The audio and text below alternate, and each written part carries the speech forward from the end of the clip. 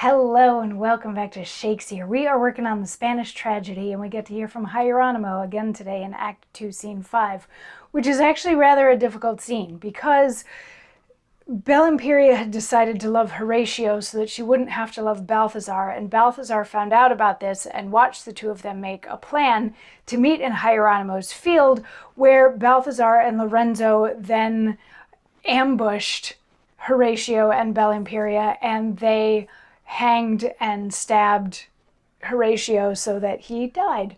And then they took Belimperia away.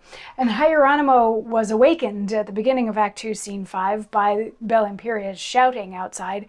And he goes outside and he finds his body hanging from a tree and cuts it down and realizes that it's his son. And his wife comes out because she hears him lamenting. And the two of them go through the whole, like, is this actually my son? No, this can't be my son. And he doesn't stay out that late. Maybe we should actually check his bedroom and make sure that he's still in there. You know, going through the denial stage of grief. And Hieronimo gets so far into the denial stage of grief that he's like, look at this guy. He actually even managed to get the same clothing as my son. And isn't that crazy that somebody would go to all this trouble to dress up like my son and then hang a body from a tree? And his wife Isabella is like, I need you to be serious for a minute because our son is dead. And Hieronimo says, it was a man, sure, that was hanged up here. A youth, as I remember. I cut him down. If it should prove my son now, after all. Say you. Say you. Light. Lend me a taper. Let me look again.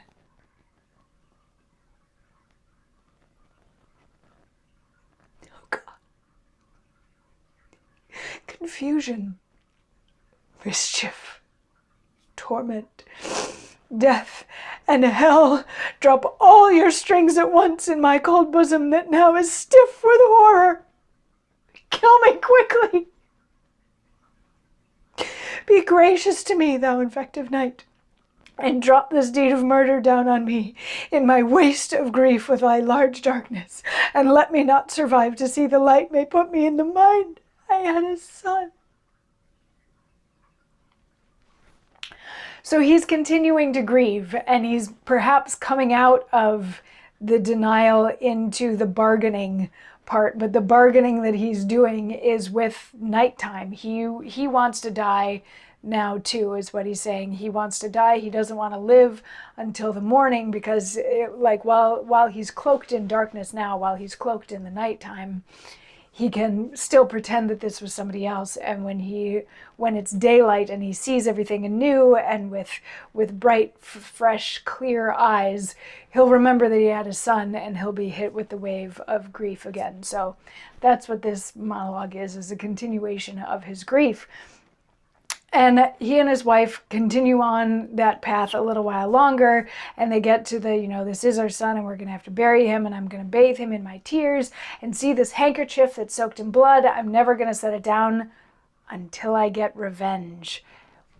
Which brings us back to like the plot of this whole story is revenge, and revenge needs to happen. So now we have something even a little bit more tangible, as if Belimperia wasn't already upset that Don Andrea, whose ghost is watching this whole thing with the personification of revenge, as if she wasn't upset enough about Don Andrea being killed by Balthazar. Now we also have, she watched Balthazar kill Horatio. So there's another element, and now we're getting Horatio's father and mother in on the need for revenge. And maybe this is all because the personification of revenge is watching the whole thing. So instead of just grieving, everybody takes it to the step of revenge.